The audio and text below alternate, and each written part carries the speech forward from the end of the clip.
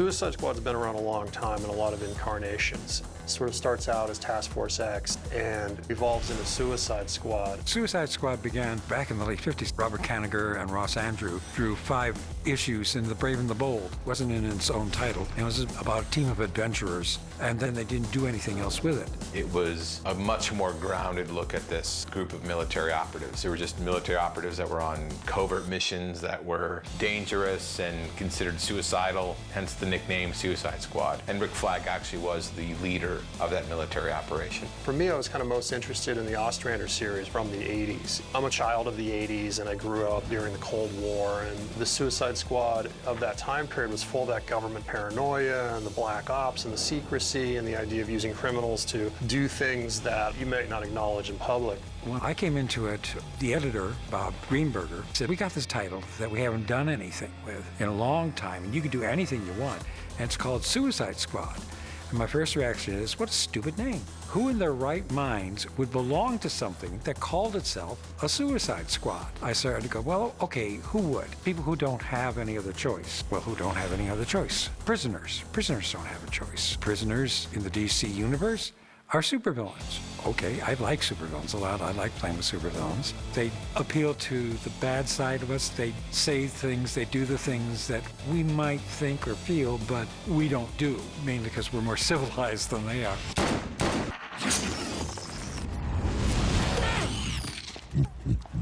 I didn't even want the mainstream villains. I wanted villains that they could say, yeah, sure, John, go ahead, take them, do whatever you want. Because then I could play with their backgrounds, their characters, and if you're going to call it Suicide Squad, characters have to die along the way. And we did that from the very first appearance of the squad in Legends. It's been one of my favorite comics forever. It's full of characters that you at one time wished would get together, and now all of a sudden they're together. And not only are they together, but they're going on missions together, and they are experiencing things together, and you get an opportunity to explore psychologically what all these characters are like in their personal lives, and then all of a sudden that is sort of squished together and you see how it comes out on the big screen. And I think there's a tremendous amount of wish fulfillment with these characters. There's a lot of people that wish that they could do the kinds of things these characters do. I think the idea of taking characters that aren't typically good, that are the ones that are actually fighting the heroes, whether it be Superman or Batman, I think that's something that's fresh. The Suicide Squad characters, both as individuals and as part of the squad, have a legacy that goes back generations. So it's rewarding for us to be able to take these characters and bring them to the big screen.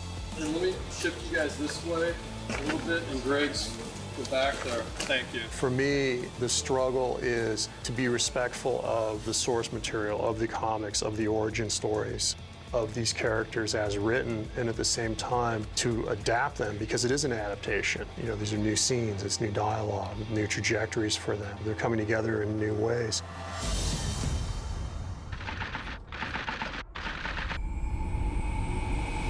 Amanda Waller was my creation. She didn't exist before Suicide Squad. I wanted someone to head the squad who was not typical. I wanted a woman, because you didn't have many very strong women there to begin with. I wanted someone to be African American, because you didn't have a lot of strong African American characters at that point in DC either. And I wanted her to be just as tough, but no superpowers. That her power was her own strength of will and her badass attitude. Darling, I'm walking out of here free man, or we're gonna start having some real fun.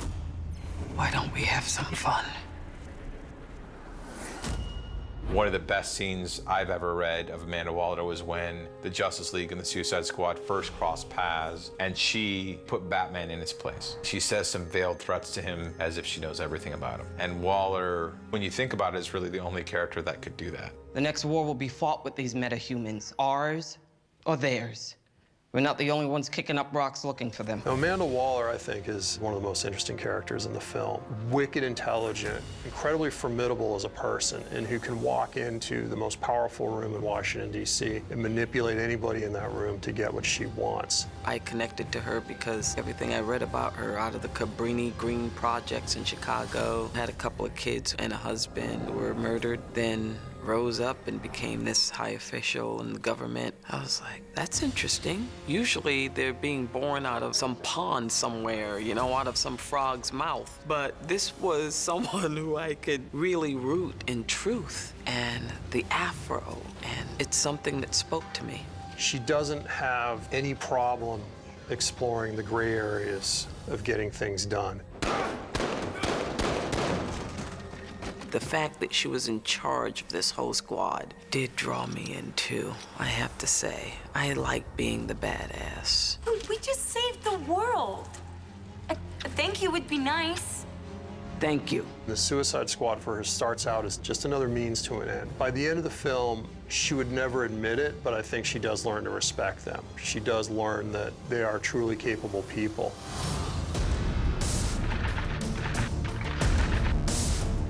Rick Flag was originally part of the Suicide Squad in the 50s. I wanted to have that touch of continuity to it. Originally, his origin went back to World War II. That was a little far back now for what we were doing.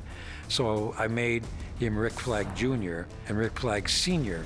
had the origin that Rick Flag originally had in The Brave and the Bold. He was a military man, and he also had suffered and lost. Waller hires him to keep the bad guys in line. Colonel Flag's role is to take some very unruly kindergartners out on a field trip. You're going somewhere very bad to do something that'll get you killed.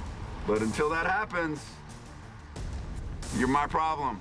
He's a military guy. He's very square, very direct fella. I remember right before we were about to shoot, Joel was finishing another film. David was like, I want Joel to go out in the wilderness and just get his ass kicked. I want these guys to like show him what it's like to actually have to be that real guy. And Joel was more than willing to do it. He's the kind of guy that has been in all the different kinds of various special forces groups. David really wanted to give me as close to a first-hand experience as you can get. So we went in deep with these military guys. Gonna rely on the tension of the spring to seat that bolt all the way. We had 2 or 3 extensive personal training sessions where we were out in the woods and carrying stuff and finding targets and then coming back. It was intense, but helpful to find the core of the character and understand where he comes from. By giving the actor that experience and be able to see firsthand what it would be like is just only giving them more tools in their arsenal to work with.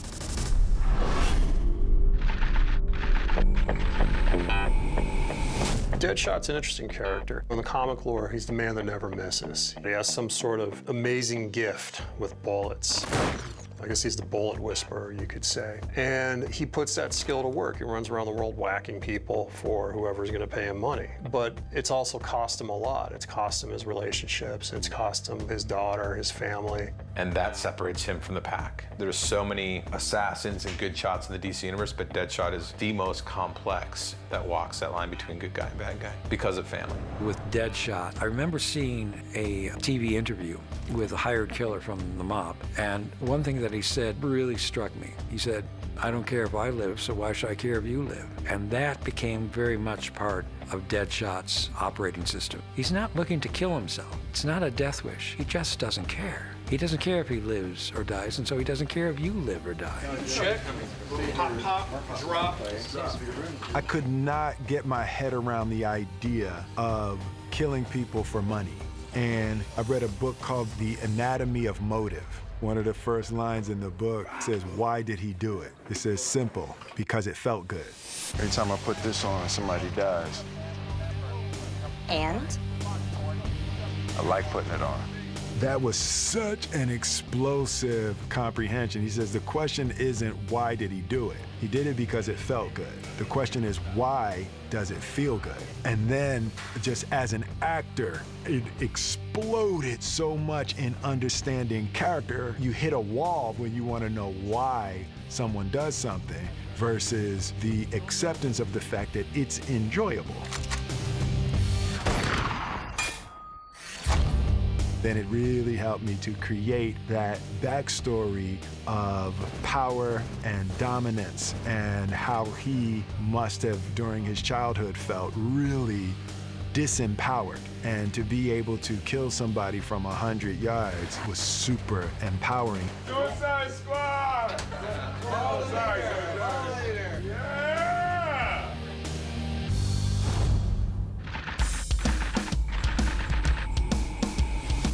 Harley Quinn is far and away the most recognizable character in the squad, the most popular. She was introduced in the Batman animated series in the 90s and then was introduced into the comic books through that, and it's become one of the biggest characters in comics. There's something archetypical about Harley Quinn. It's interesting because as a character in the comic book canon, she's maybe 20 years old, but she's so iconic. Something tells me a whole lot of people are about to die. She's a character that does what she wants. She's uncensored. She's very in the moment. Stupid gut, you're ruining date night! She's mad, she's insane, she's all over the place, but she's tough, she can fight, she's witty, she's clever, she's beautiful. Harley's incredibly dimensional and incredibly liked by the fans, which is really interesting, and I didn't understand why to begin with before I'd started reading the comics, and then of course about 3 comics in, I was obsessed with her, as everyone else is. But I wanted to figure out what fans liked about her so much, and it kind of turns out, in my opinion, that people really like how flawed she is. Dr. Quinzel. You know, I live for these moments with you. At one point, she was this sort of demure, quiet psychiatrist, and she was the Joker psychiatrist in Arkham Asylum, which maybe was her undoing or her creation. And that's the beginning of their relationship and the beginning of her history, in a sense. The question is, did she create herself? Did he create her? Turning her from Dr. Harleen Quinzel to Harlequin, that transformation is pretty interesting to watch because you meet both characters. You look at him trying to get out of the way, and then, oh, it's Diablo doing fire shit. Dr. Quinzel obviously has a lot of issues in my backstory, which I always tried to keep true to the comics as well. And then I researched criminal minds and mental illnesses and things like that, and all of that was really interesting and definitely helpful, but the most interesting thing I ended up researching was codependence, and I was kind of taken by the idea that people could really let their lives fall apart over a person, and the fact that it is a compulsion, the way like an alcoholic is addicted to alcohol. And once I thought of her relationship with Joker in those terms, as a compulsion, as an addict, I had a world of empathy for her, and I could justify almost any of her actions that way. Killer Croc, he's more like the original version, which was this guy who had a kind of a skin condition. He wasn't a giant monster like he sometimes is in the books. And Croc, to me, very dangerous and deadly. Waylon Jones, as he was known before he became Croc, has such a rich backstory, from being this villain who pits against Batman, right back to the beginnings of him as a child and being raised by this abusive aunt who used to ridicule him and beat him and try to scrub the scales off of him, because as a teenager he started to develop this skin affliction and scales started coming out. He was treated like a monster and he became a monster, and really isolated himself from the world and isolated himself from society and become a bit of this literal underworld figure. David had a pretty precise idea of what he wanted Killer Croc to look like initially. He showed me some photographs and images, but it evolved as we moved closer to principal photography. Initially, he was a lot greener, and then David had this great idea. He wanted all the characters very rooted in reality, so that it was more the shades and tones of my own colors, the browns and beiges, and it just made it more organic and more real. You could see the human side, but it turned into this creature. I live on the ground. Y'all are just tourists. I think Adewale may have actually eaten a person for real as prep for the character. He really became a crocodile for this movie, and there were people in the film who came up missing.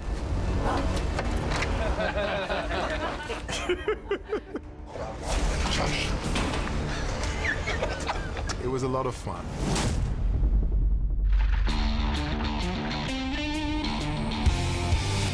Set. Ready.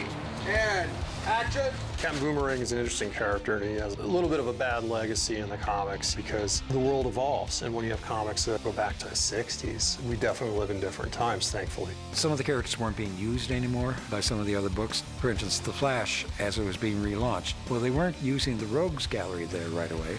No honor among thieves, eh?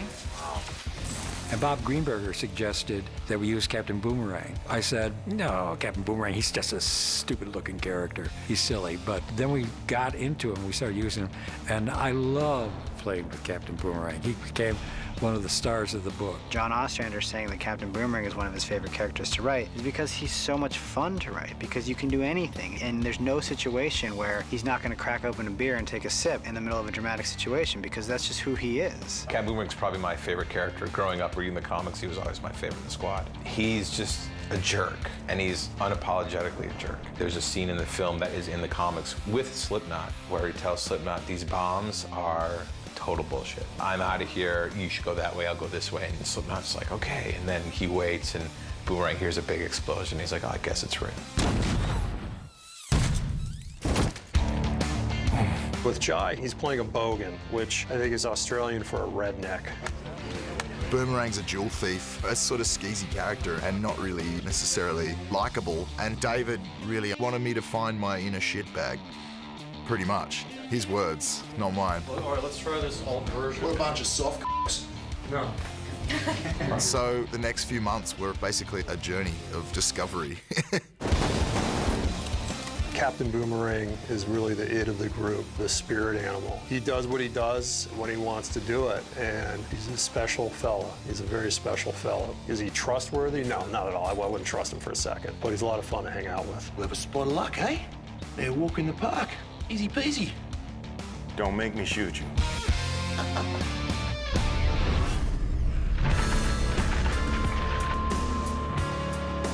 There's actually been a lot of different El Diablos in the comics, and this current version isn't very old. He's only a few years old. He's more of a modern-day version of the character. The original character was an old Western character. And this new one inherits this kind of dark, supernatural ability and can create fire. I wanted to do a Latino superhero, so of course I drew on the stuff that I knew from people I grew up with. I wanted to do a character that came from that, but then went on to something better than that. It's not about where he is or where he came from, it's about where he's going, and where he's going hopefully is a place of inner peace and redemption. Can you hold the back of her head with your hand like that? One of the reasons I wanted to do this film was to bring Diablo to life. You just don't really see any Mexican-American characters represented in comic book lore, and he's really one of the absolute few ones out there. That character is someone I can identify with. These are like the guys I grew up with. He's a fighter, but he's given up that side of his life. He's sort of backed away from criminality. He's backed away from aggression. He's backed away from being who he is, you know, because this superpower that he has is an innate part of him. Playing El Diablo is not easy. He's an extremely emotional character. He's got a really dark background.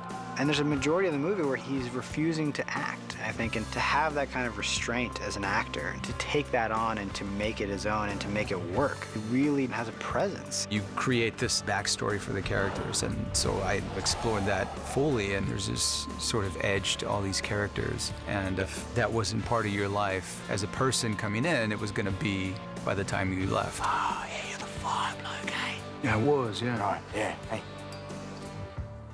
Well, looky here. Ooh, it's fire. Woo!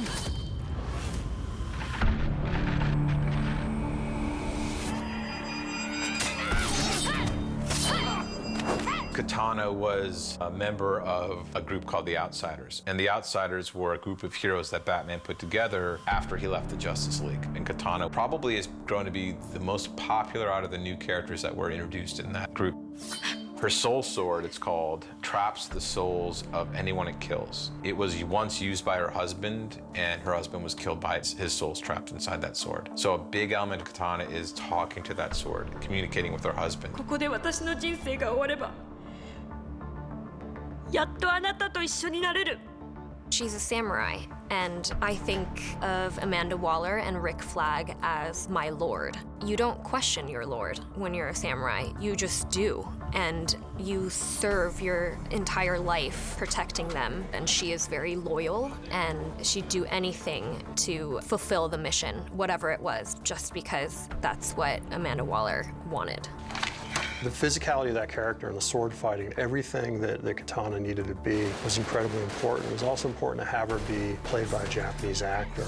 And Karen really doesn't have a resume. She really doesn't have a history as an actor, but sometimes as a director, you just go on instinct. So you can land and pull it?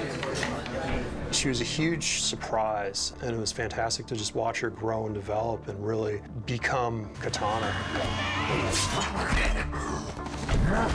So much of her character comes from her martial arts background and her katana skills. So it helped a lot to go through the fitness training during pre-production. Physically looking like the character helped, but also being able to do all of the moves and go through all of the action on my own. That's when it felt like I was truly becoming Katana. There it is, ready? Pussy. I said pussy. Oh, sorry. Part of this journey is you go and you make a movie and you cast actors, and you have all these smart, cagey, capable, talented people who are meeting each other for the first time. And for me, the film lives or dies on their on-screen chemistry and believing that they are a family and that they do have this regard and trust and familiarity with each other. And I was really anxious during the initial weeks of rehearsal as they slowly started to break the ice and bond. And then once we're shooting, I look around and they're always hanging out together on set, off camera. They seem to become inseparable. I go on Instagram and like, what are you guys doing? What's this? You know, every weekend they're hanging out together. So they became lifelong friends out of this. David! David, hi! David!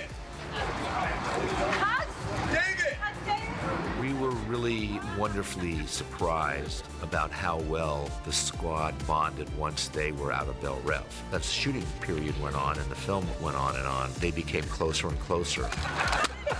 In the scenes that there needed to be a little more friction in the early part of the film, David actually had to slow us down a little bit. He was like, no, you're not friends till later in the movie. Right? You know, so we all got snuggled up really quickly. And we bonded because we all wanted to make a great movie for David. Seriously. Anything he wanted us to do. He could have told us to dive out of a damn plane in a parachute, 15,000 feet in the air. We would have thought about doing it. The squad was something else. Like, the squad on screen is really cool. The squad off screen, I've never seen anything like it. I've never experienced anything like it on a film before. I mean, we were joined at the hip. You couldn't separate us. Cara's not even in the squad technically, and she's one of our most integral members off screen. She was always there. She's so much fun. It was something really unique, and it definitely added something on screen that I don't think we could have had without that bonding process.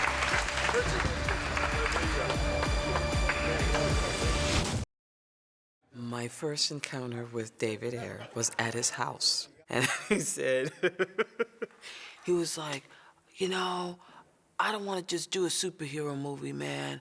I want them to be human beings, you know? I want it to be rooted in some truth. I worked really hard to create a grounded film so you could feel like you could drive down the street and look down an alley and see Deadshot doing his business. Or pass Harley Quinn, you know, in another car with Joker, which may not be a good thing. In this very dark, gritty world that could almost be reality, it doesn't seem as surreal as some of those other movies you see. I have a vision in my head, and my job is to explain and translate these things I see in my mind into things that can be sewn, built, painted. Great collaborator was Oliver Scholl, the set designer. He pulled me in directions I didn't want to go, and I pulled him in directions he didn't want to go. And the end result is spectacular. Superhero stories are inherently fantastic, but the approach was very realistic. Sometimes even downplaying elements, where normally you would have gone like a bit more shiny. To say, no, we're not going to go that way. We're going to stay very grounded with it. Clear for transport! Welcome to Bel Rey Special Security Barrack. Here to assist you in any way. Bel Rev was a design that Oliver and David came up with, and of course it's set in the swamp, but there's so many different ways that you can execute that. Hey! You get it!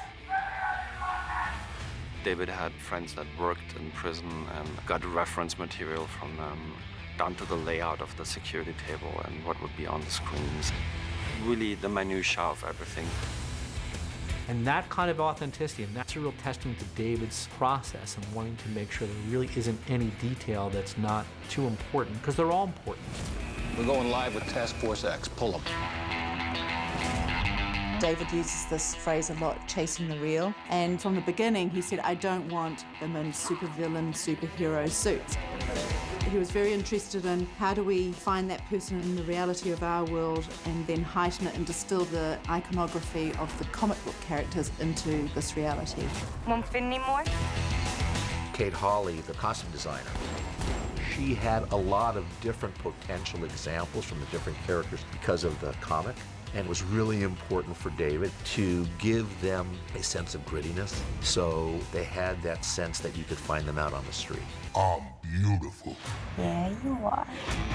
There are so many intricate little nuances that people have spent a really long time working on and thinking about. So I appreciate the time they take, and all of it's incorporated into her costume, her hair, her makeup, her props. They're an incredible team. One of the guys that turned out to be a real treasure for me in the journey of putting this movie together is a gentleman by the name of Rob Couts, who's a Toronto tattoo artist. It was simply going to be, hey, help me come up with some tattoo ideas for these characters. But in working with him, in these conversations with him, that the characters sort of grew and evolved. A big part of what I do is listening to people, and I always search for keywords, whether it's a specific area or a time period or a color palette. But he's really keen on giving very specific keywords, but if it needs tweaking, he'll tell you specifically. Or he'll just get his hands dirty and he'll just do it. He'll make a little sketch because he knows what he likes and he knows what he doesn't like. Each tattoo on everybody has its own specific story. You know, there's Enchantress, who has these very specific tribal tattoos and hex signs and ancient magic runes from grimoires and things like that. Everything with its own specific sort of language and history. I mean, the process was kind of interesting. It started off with a little bit of tattoos, and they started growing. It was like everywhere. My entire body was covered with tattoos. And during sort of that process of trying to find the complete look of the character, I was like, yeah, the more I don't look like me, the better it's gonna be. Hey, what's that crap on your face? Does it wash off? I'm so scared people are gonna go get rotten tattooed on their cheek now.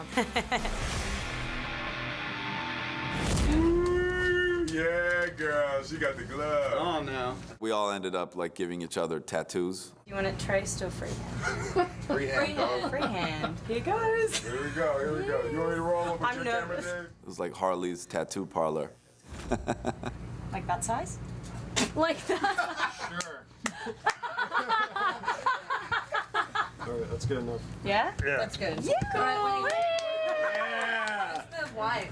So, Wait, we gotta clean it. I think with the hands, adding more. Yeah, like just some random surfaces or something. So, what is this? Oh yeah, that's yeah, that's good.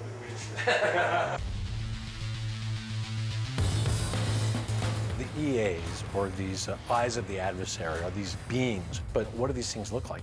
So we were really in the beginning kind of fumbling around, right? You throw stuff up on the wall and see what sticks. One day, David Ayer came in, he was like, God, I had this insane dream last night. And he took a marker and he went to the whiteboard and he started drawing. And he drew the craziest looking thing. It was this kind of humanoid figure, but it was a head covered with eyeballs. And he's like, that's what they look like. That drawing, after trying literally dozens of other designs, that's what we ended up going with. Yeah. So you guys then tactically move into this space.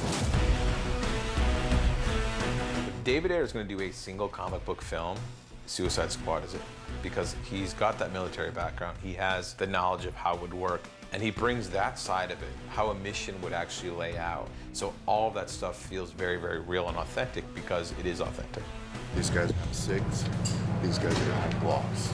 A couple of buddies of mine who are, former Navy SEALs came in to help me out with the show and to train the actors in weapons manipulations and small arms tactics so that when people are doing things on camera, they're doing them correctly. A lot of movies these days, action sequences can just be filled with explosions just for an explosion's sake. But in this movie, everything is more surgical, like a Spec Ops unit, and how that Spec Ops unit would conduct their actions on an objective. We're definitely outmanned, and we have to navigate that. knowing we're going to be running out of rounds really quick. So it's about surviving that. It's about being resourceful. And I think a lot of people will appreciate that. You never lose ground. You're always on the offense. You're always attacking. David makes sure the set stays populated with experts in everything that you could possibly have a question about. There was things that David did together, which each department had, that clearly defined the characters, and I think one of the strongest elements of the film is how defined the characters are. And he has a very interesting way of doing his cast rehearsals.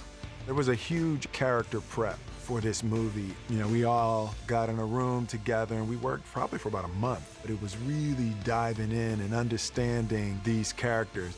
We all had to rehearse, improvise, we'd use the script and we'd go away from the script. And this process is team building in a way, because everybody has to be vulnerable in front of the rest of the group.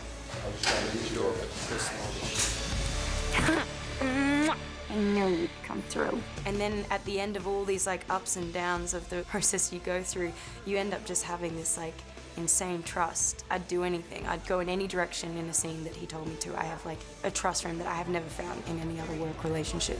When you see this guy coming, you start backing up. You can't rehearse too much because no matter how much you rehearse, it's still going to be a surprise on set. But that's where the magic comes from, and that's where you then get the freedom to start ad-libbing and adding the humor and adding the life, because now they're in character. Get them hands up! Hey, I'm cooperating. This is me being cool.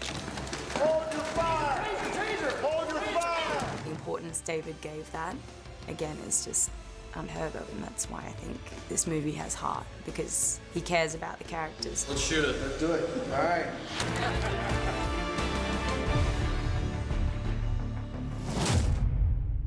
You don't like that angle. The angle sucks, right? You wanted to cut a little more short. No, it's perfect. Okay. It's just an odd angle choice. That's terrible.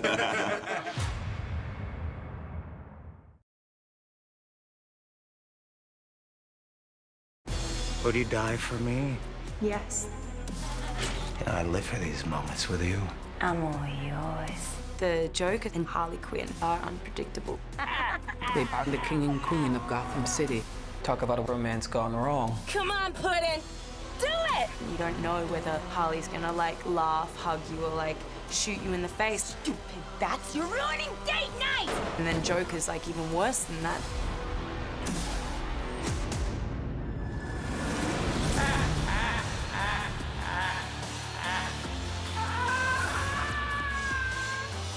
I think that the Joker is probably better known than the devil. Some might say that the Joker is the most famous bad guy in the DC universe. The trick was to be incredibly respectful of the legacy of the Joker and not tamper with that, yet at the same time reinvent the Joker. And Jared pulled that high wire act off. I remember when I got the call, I had this simultaneous feeling of excitement and dread. Maybe is the right word, because it's not something that you really should do. Logically, this role has been interpreted so beautifully, but then there's the other side. What else can you uncover? Oh, look at all you scary people. And because the character of the Joker is so out there, I mean, he's an anarchist, he's crazy. Jared's process of digging as deep as he did was one in which we wanted to support. Once he was on the set, his voice changed and he only spoke as Mr. J. Conducted himself as Mr. J. You really couldn't connect with him unless you called him J, Mr. J, Joker. And, you know, it creates an interesting set dynamic when somebody does that. Everybody gets to sit in the chair. Start with you. I would go into his trailer and have a conversation with him, and I remember the first time that happened, I was pausing because I realized I was actually having a conversation with Mr. J and not necessarily Jared. That's right. Welcome. Welcome to my nightmare. I was in another world. I was in another universe. It's exactly where I needed to be, and it was an incredible experiment, incredible exercise. So, you know, disappearing, going into that rabbit hole was something I never expected.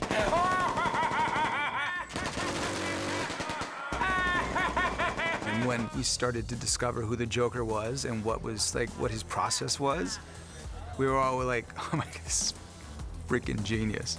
I mean, what he was doing was genius. We continued, my friend. I have a feeling. To see the cast react to what Jared was doing in the way that they did, when they're all in a scene together, you can feel that energy. You can feel that terror that they feel about what he's gonna do next, who he is, how crazy he is. I could tell you meant that. You're gonna be my friend. I saw the Joker as a modern guy who lives in our world who has a lot in common with contemporary gangsters and is of that culture. I can't wait. This is gonna be a lot of fun. When Jared came, the makeup and the hair was the first starting point, and that ended up leading the process with him. Free. You're free, my man. Beautiful. Lamb chops.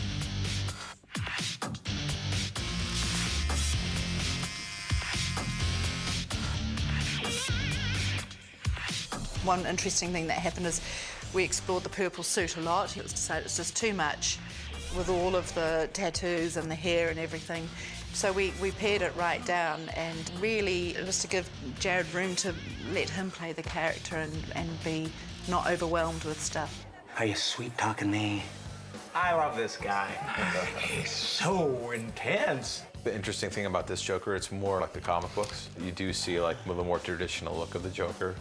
Really dark green hair, white skin. I love it because he's got the detail of metal teeth, because at some point someone knocked his teeth out. So to have a version of the Joker in this and have this cool relationship with Harley Quinn, which is relatively new to the age of comic books, it's really fun to see. It's exciting to bring that new element, I think, to film. There is something you could do for me, Doctor. Anything. I mean, yeah. I need a machine gun.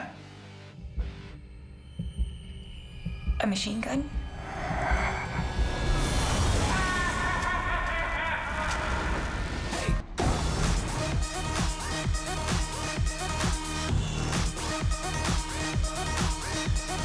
Harley is by far the most famous female villain in the DC universe. People have been waiting for Harley Quinn to hit the big screen. What? Harley Quinn's a new addition. Like only 5 or 6 years ago, she became a member of the Suicide Squad and really anchored that team in a brand new way.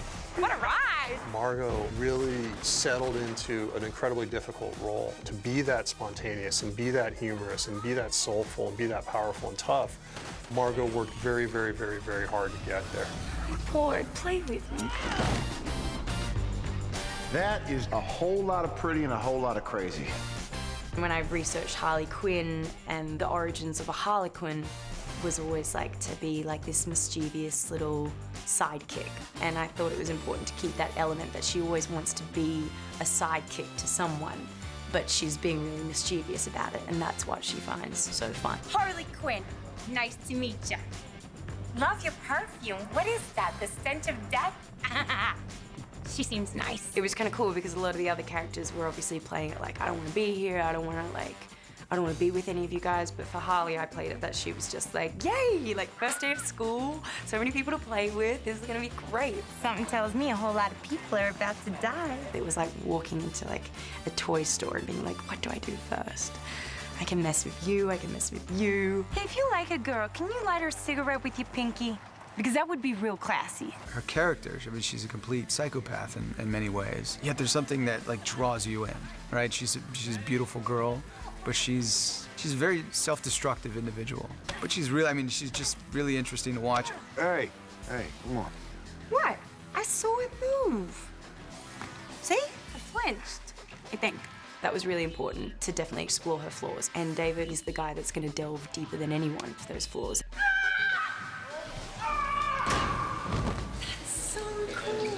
I feel like human instinct sometimes to want to be portrayed in a positive light. Action.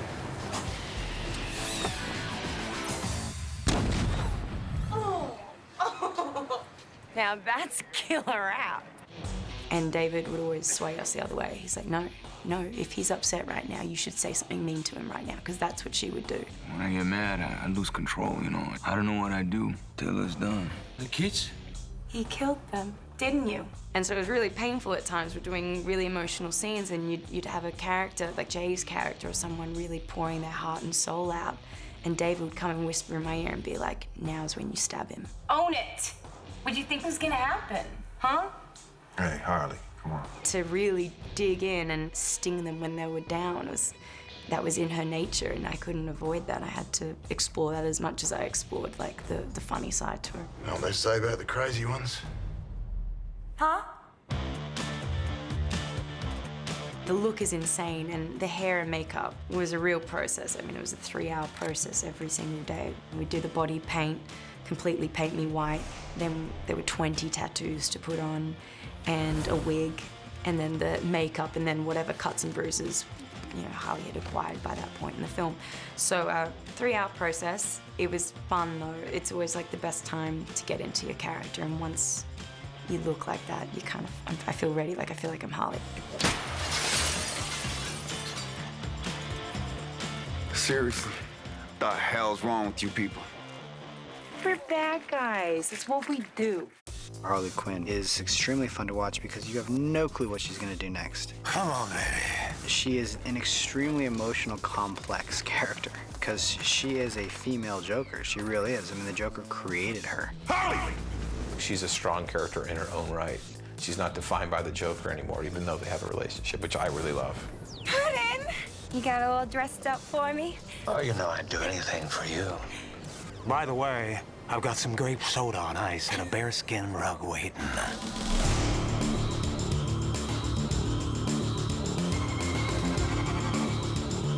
So in Suicide Squad, part of the story is this really epic romance between Joker and Harley. In the comics, there's been a lot of different versions where it's a little bit antagonistic, it's not a healthy relationship often, and this is like Harley and the Joker are like Bonnie and Clyde in the DC universe. You want me? Oh, come to daddy. That relationship is so interesting. It's just so filled with turmoil, and it's one of those relationships where they're so attached to each other, and it's so dark that they can't get enough of each other. He married me. You dirty pervert. Oh, my God. You people, what are you looking at? Shut up! But the Joker stuff, Jared and I didn't really do any rehearsals off screen. Cut and rehearsal, cut and rehearsal. It's really scary.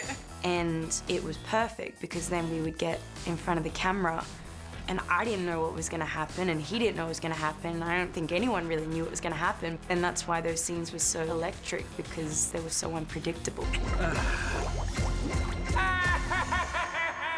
No matter how far we delve, how many scenes we do, I just feel like I've only scratched the surface of Harley. Like, it's just a character that's like a bottomless pit of, like, issues.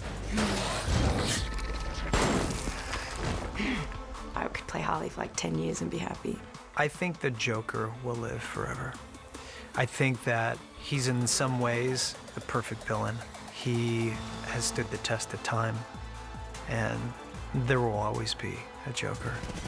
You may not think so, but he's there, waiting to chew your bloody face off.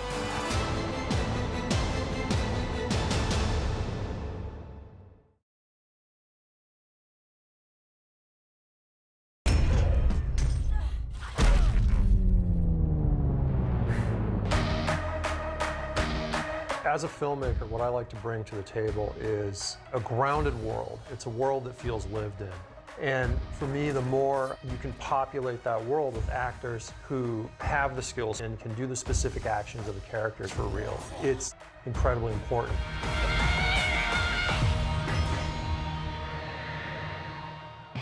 Physicality for an actor is huge.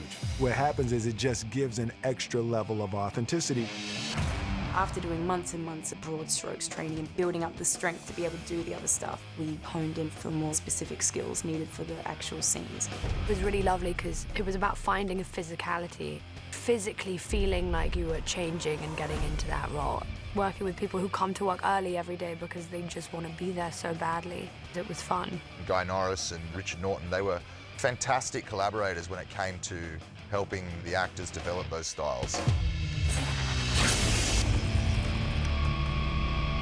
The mistake that's often made is a choreographer will often do a whole sequence. It's more or less a showcase of, gee, look at all these fancy techniques, without considering the main part is, what are you asking your actor to be able to do? So the techniques and the choreography for me is very much aligned with, can I design a set of sequences that the actor is more than capable of doing? Through the course of the show, the amount of times we've actually had to use our stunt doubles in a sequence I can count on one hand. You gonna come down from there or what? Someone's happy. With everybody, it's looking at what their strengths are and then combining that with what their character traits and trying to meld them both together. I got to do all this cool stuff I never would have done before, like learning how to do the silk stuff you see at like Cirque du Soleil. That stuff's incredibly hard, but really fun. As Harley Quinn, part of her character's backstory is she's a pretty fantastic gymnast. So to have the actors to be so committed and willing to get into shape really allows you to shoot things in a way that you believe it that much more. It takes a tremendous amount of coordination and athleticism to do the kind of stuff that all of them are doing. Margot does 97% of her stunts in this movie. She embraced everything we throw at her. She makes it her own and does it better than we could have ever assumed it was going to be. I hope you got insurance. For our car crash sequence, one of the keys for us was getting Margot comfortable underwater for a minute or a minute and a half. And there's this first little period of it that's comfortable, serene. For some people, that's 30 seconds. For other people, it's into the 2 to 3 minute range. And then that urge to breathe comes knocking and sometimes kicking down the door. And your fear of suffocation is a primal fear. And so we have to give them information behind knowing the different breathing styles, the muscles involved, some of the different techniques. That's when the real work of breath holding begins. I got to hold my breath for 5 minutes. I was very, very pleased with myself. Obviously, Guy, Glenn, and Richard do a tremendous amount of pre-production training and design and maximize what the actors can do to make them look the best when they're doing stunts. It was very important that you were fit. Killer Croc is quite bulky, he was a big guy. So my schedule was pretty rigorous. An hour in the morning was just weightlifting, followed by fight training with the stunt crew. We were really developing techniques for Killer Croc. This is the first time we've seen him. There was Kempo karate, jiu-jitsu, boxing, kickboxing with Richard Mosquito. He was our in-house sensei, and weightlifting. And yeah, there was sort of pretty extreme physical demands for all of us to sort of get in that kind of elite shape. I think the amount of training really, really helped out. During pre-production, we went through 1 hour of fitness training and then a couple hours of very personal character training. One of the main philosophies is the mind is primary, so it's preparing people not just physically but psychologically for the challenges that they may face, how they approach things, how they deal with things. Once you do have that strength of mind, it's amazing what you can accomplish. To get my body to that point as will get myself to that space where I feel like I could hurt somebody really badly if I wanted to, that was super empowering. One day, I'm gonna rain down on you like the Holy Ghost. The fight aspect of it was, I think, important to David because it's part of who all these people are. There's this sort of edge to all these characters. And, you know, if that wasn't part of your life as a person coming in, it was going to be, by the time you left, you were going to be, to some degree, a fighter. Because of dedication, Cara, Karen, Giant J, they were able to actually earn a full yellow belt ranking in Kempo Karate. David Ayer likes this, a sense of reality, and that's what this foundation gives them, is a sense of reality, that there is a discipline and honor and a sense of being humble in karate.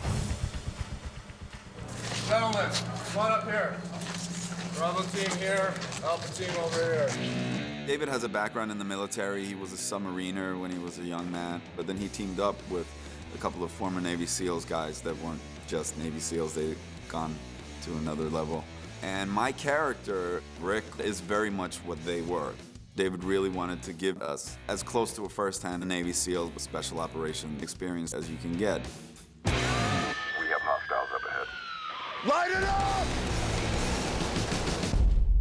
The directive with the actors was to build them first mechanically proficient with different weapon systems, and then work the psychological aspect, get them into combat mindset. And it wasn't just static shooting. We were also doing transition drills. Push him over. Push him over, all right? We apply a lot of pressure where we want to create fatigue so that we do challenge their decision-making process, so that when we are engaging targets with those weapon systems, they have to tap into something else to stay on point. It was intense. For 3 days, we went in deep.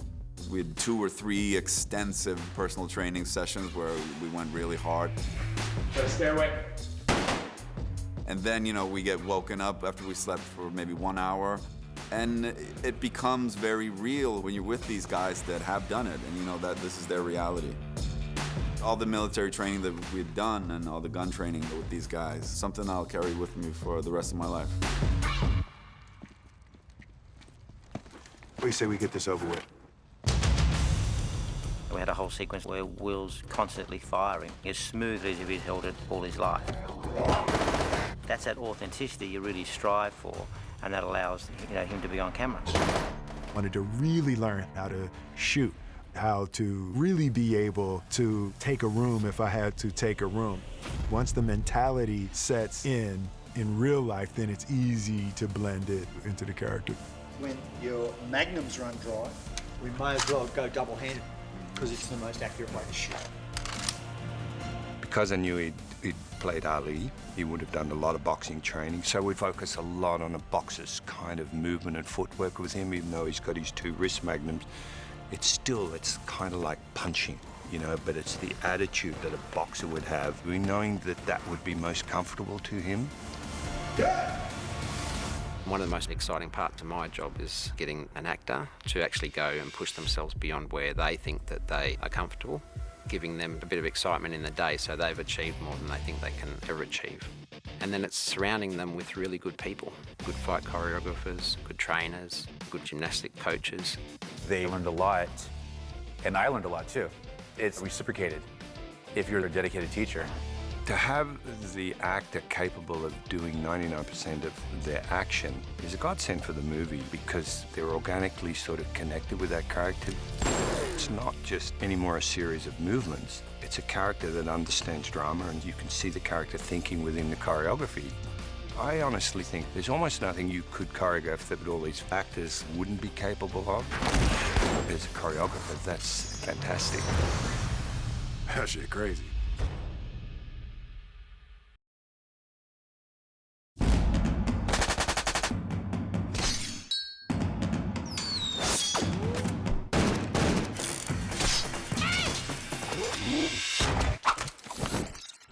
What a ride!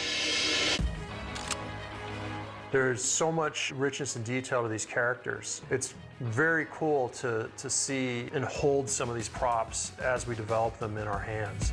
Wardrobe, what the props are, all of that helps you dive into the character life. As an actor, it just gives an extra level of authenticity.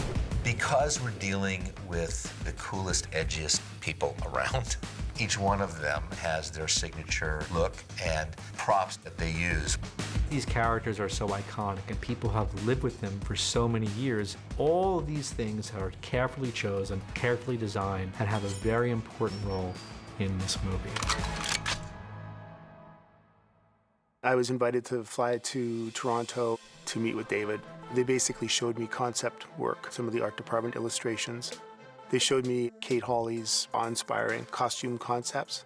Props and costumes worked together really closely. It was a great head start for me. The characters were so well developed at that point. I started to imagine designing the props right away. For instance, we were trying to come up with a concept for the Joker. What? He's a tactile person. He likes to have the most cutting-edge weaponry. This looks neat. The utensils that the Joker has, whether it's his handgun or his razor blade, has jewels or gold inlaid in it because he's that kind of guy. The accoutrements certainly made an impact. Those little things, I think, help build the reality. When you dive into these worlds, your imagination is just lit on fire. Come on, baby. Deadshot was a challenge because there was a lot of reference material to go by. There was a lot of different comic book versions of the wrist magnum. The directorial encyclical that David sent down is that everything had to be real and operational. For example, Deadshot's wrist magnums, they were saw Glocks that actually would fire real bullets if somebody was dumb enough to put one in there. Here we have Deadshot's wrist magnum. Deadshot's wrist magnum is based on a blank firing Glock. As he clicks this button, it's firing the magnum.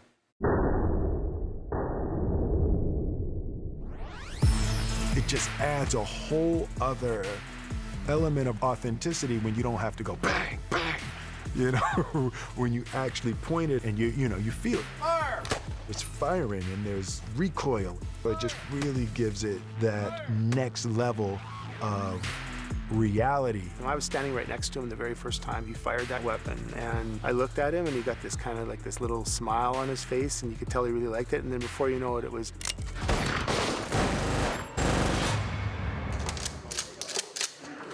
David is an extremely knowledgeable gun person. He really knows his stuff. It's not a big deal to make a gun work to the layman, but to someone who knows weapons and someone who knows props, they know that it's a very tricky thing. Here's our next evolution of carbine. This is great. Kind of old bullet carrier group. Yeah, go with that. Okay. I mean, if you can give me this weapon, we're in good shape. Yeah, okay, good. Everything was done and built to look as though it was absolutely brand new, and then we have a tremendous scenic department that would then come and make it look like he's been carrying it for 3 years. It's chipped and it's worn, and really it's just exactly the way that David wants it. It's a very authentic looking weapon, considering it's a weapon that really is totally a fantasy piece. Right here we're prototyping masks for Deadshot. We're going to go through a variety of designs and take the best elements of each and come up with a good one. There was also a lot of comic book versions of the monocle. And so we researched and we collected those. Maybe there's a way to put some red LEDs inside of here. Yeah, so it's like, theoretically, it has like a ranging function and then ballistic information. The hell are they? You cut and run, I'll blow your head off. The idea of taking this group of supervillains, teaming them up with Navy SEALs, it's a great way to ground them in a familiar situation. Being that command position, it's like Rick might not be the one that is on the gun, shooting and firing at everything that's jumping out. He might be figuring out the next move and directing the forces. Hold. That was his whole thing. And that was something that I worked a lot with Kevin Vance, our military advisor. Alpha, Bravo team on me. When we work with actors, each kit that we put together is very individualized and different. Unlike a lot of movies you see where gear is kind of universal and multi-purpose, we made it specific to the script and to the story, and Dave allowed us to be really creative with that. Joel, he's in charge. He's the overall leader, so he doesn't have to carry a bunch of crap because he's telling us to carry it. So what we chose for him is a very comfortable vest. This is a great plate carrier, holds a plate that'll stop rifle rounds. And then this right here is a Winkler knife. Based on the background that Joel's character is, this is the type of knife that he would carry, kind of a tradition within that unit.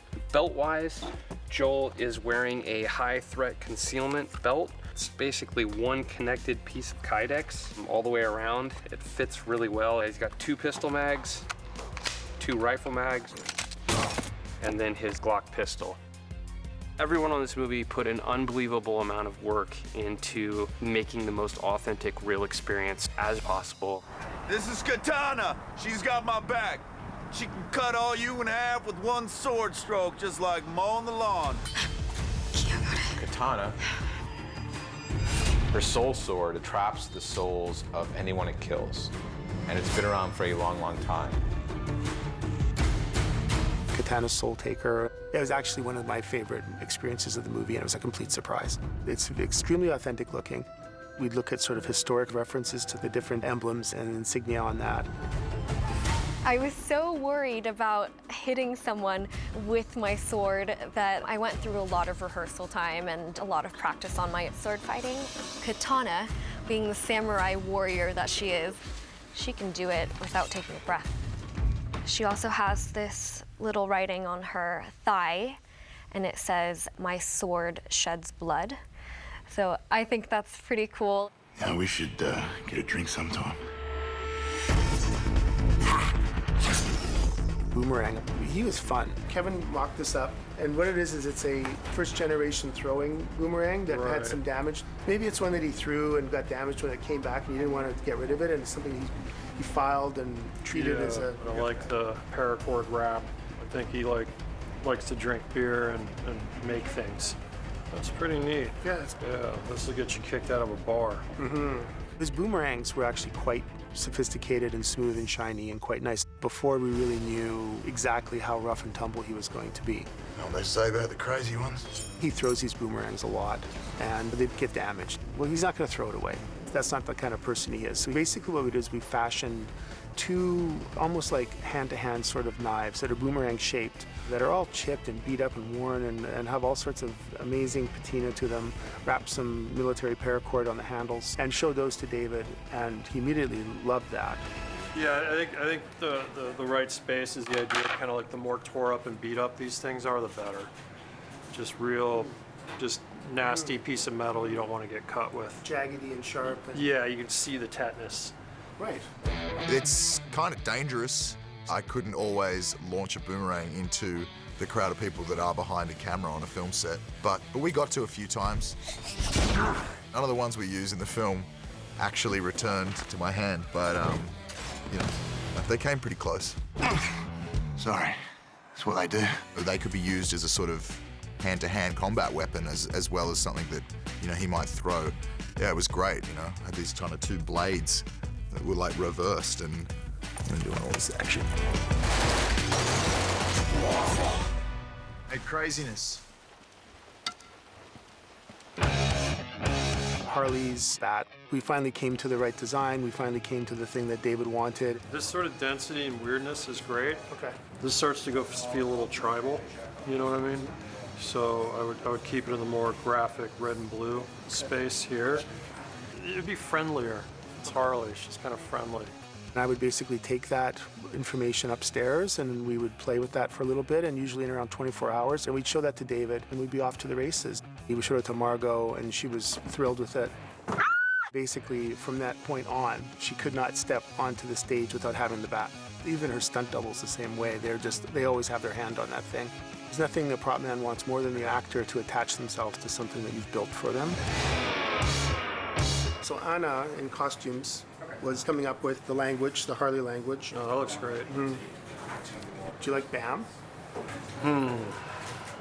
Maybe we could do something like hi, exclamation point, or smile, or good night.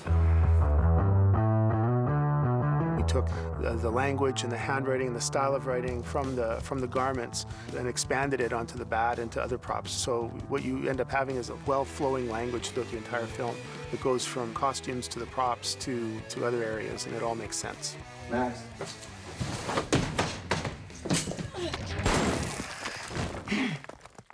Out of all the guns on this job, and there were a lot of guns, mine is still my favorite. Harley's gun is sick. It's a Rhino revolver with a 6-inch barrel. It's pretty top-heavy, but it's black with like gold embellishments, and it's so cool. And I mean, the tiny details on it that you probably won't ever see on screen, but there's love, hate on the cylinder where the bullets are. It's like love, hate on each one, like a smiley face and evil face. So you never know what bullet you're gonna get. There's little diamonds engraved in all over it. There's HQ on it. There's just a work of art. It's so cool.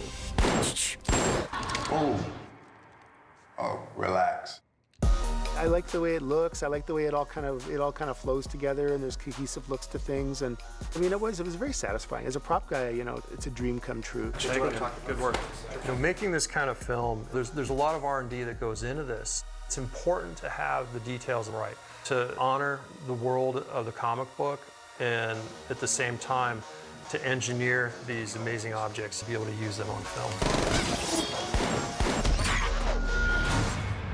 Something tells me a whole lot of people are about to die.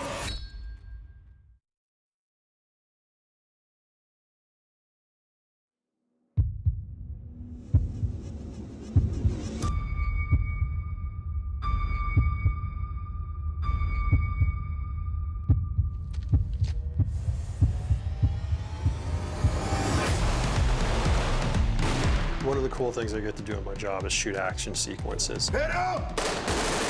Action is tough to shoot. It takes a long time. David insisted on everything be practical. It just adds a whole other visceral element. You spend weeks and weeks rehearsing these things and getting the timing right so that on the day you can essentially bang it out and get it done. Shooting the action sequences was my favorite thing about this whole process. Light it up!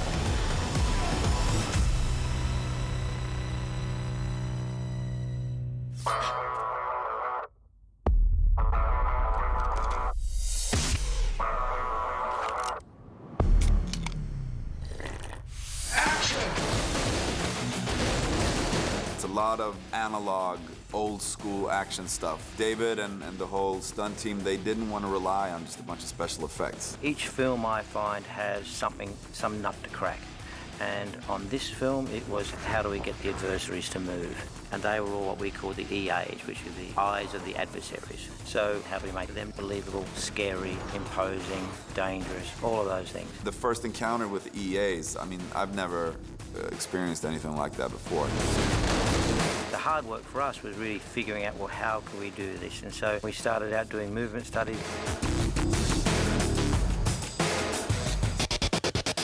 I'd start about there. Yeah. And then that can start to get off the feet. We had a whole process of trying sprinters, parkour, exponents, gymnasts. And we did a whole bunch of tests with rigs and replicated movement within the rigs, jumping and leaping over objects. But that was kind of a real big testing process for us, and we spent months doing that so that David Ayer was happy with the final outcome that looked like real fast-moving people.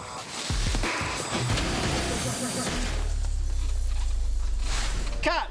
Originally, that was all designed to be on the street, meaning that we would have had to go on the streets every night to pull down and put up our rigs and our dressings. In the end, it was decided that the best way to go was to do it in a backlot. So the art department designed this fantastic city block that we had as a backlot. We then suspended an entire overhead flying system, and so then we were able to have people leaping and jumping over cars, off the walls, over dumpsters. So that was a big undertaking. We shot that for about 3 weeks all up. Rick, why do they look like that? Stay cool.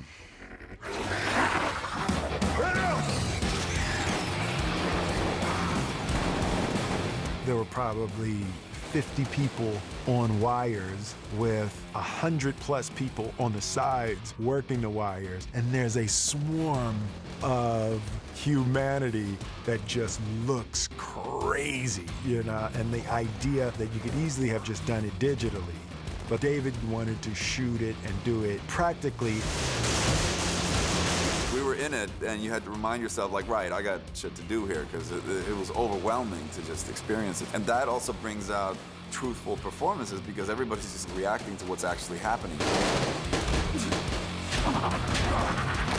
The body language of the EAs was a really wonderful collaboration, and the physicality of some really amazing stuntmen and actors in very restricting costumes and wardrobe with this kind of blackened, kind of tar look and wearing these masks. But at the same time, heightening that in a way that really wasn't what a human being could do.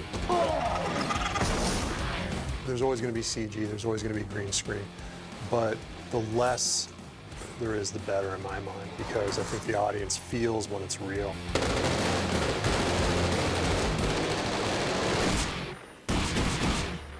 Daddy, what'd you do at work today? Is it gear protection, eye protection? Guys, it's going to be noisy. And then we had a second encounter in the office building. Why we really liked the idea of putting it into an office building is it becomes then three-dimensional. So then it gave us the ability of having attacks come from all directions. There's the flag again! These creatures, they just go through the doors, they go through windows. We had them coming down through the ceiling, so it became a really interesting three-dimensional battle. Alex, our art director. She did an amazing job putting that all together and working with stunts to coordinate all the logistics that were needed for that. Because also you need to manufacture stuff like 3-4 times. The glass walls, they get blown and they fall apart. It's a huge undertaking.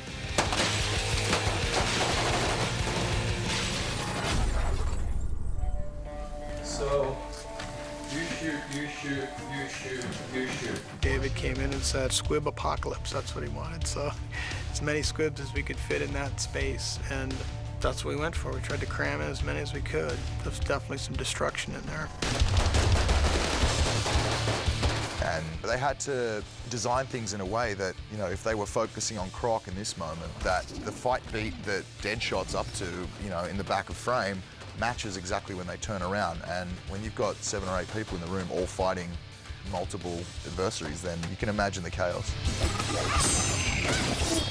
Ingrid, who's my stunt double, she's a real-life badass. Like, she can do anything. She's nuts. But they were really big advocates for letting us do all our own stunts, which was perfect. I didn't really want to hand Harley over to someone to do half the film, so it was amazing that I got to do a lot of it. And then there's this one scene where I kind of save everybody's ass. That was a massive effects thing where they had to set up a flamethrower to burn these guys on this like scaffolding.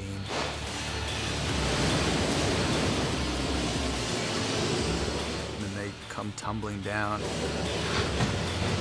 It's a great shot.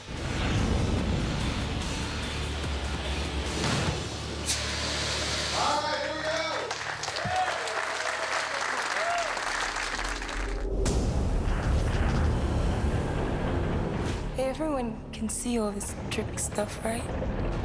Yeah, why? I'm off my meds.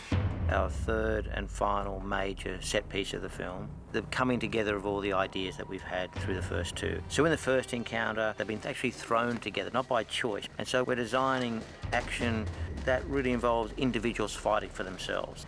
So then we come to the second encounter, which is the first time we get a feeling that the characters actually start working together. So then we get into the third encounter, the end. We're into sort of a spiritual world. Who's this? What we're doing in the finale, it's really that blend between visual effects and what we can do practically. For me, the magic has to have a logic and a visual progression and be part of the world. So I drew upon the idea that's in the DC Comics universe about this character's ability to transport people in other dimensions and to have these amazing abilities to transform the environment.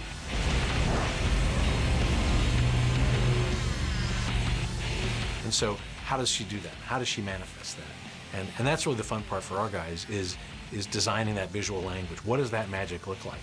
And how do we do it in a way that's fresh, but shows that she's not to be messed with? So that was a very long design process for us.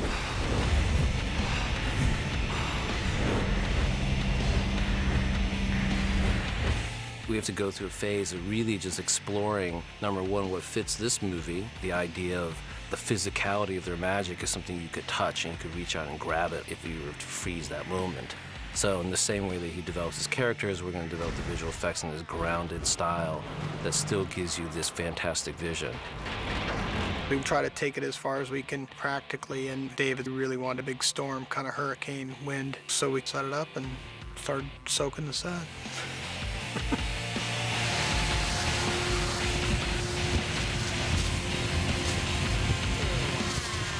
We're designing some pretty otherworld stuff that's happening in this movie, and so it was such a cool thing to riff on creatures and characters and magic and a visual language and have everybody just like, wow. Well, the idea is also like because the engine is also, I figure the engine sucks the explosion up as it destroys itself, which is why they don't get freaking killed.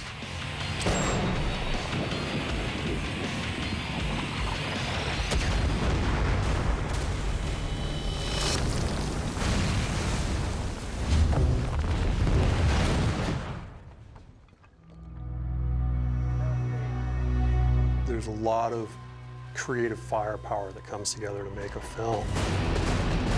Whether it's a director, a DP, costumes, special effects. It all comes down to a brain trust sitting around a table, working out exactly how they're going to do each shot. Action! So everything together, it's an incredibly visually dense film. We burned people, we crashed cars, we blew stuff up. It was an epic undertaking.